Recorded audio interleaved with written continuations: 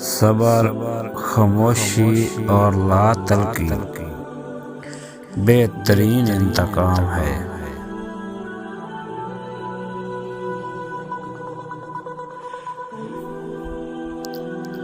जब दर्द हद से ज्यादा बढ़ जाए तो इंसान रोता नहीं, खामोश हो जाता है।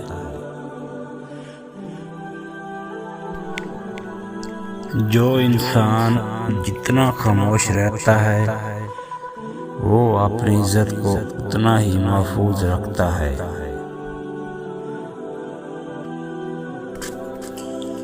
अगर कोई तुमसे नाराज है और उसको इस बात का गरूर है कि आप उसको मना लेंगे तो उसका गरूर टूटने मत देना। क्या हमारी गहरी खामोशी किसी को ये बताने के लिए काफी नहीं कि उन्होंने अच्छा नहीं किया?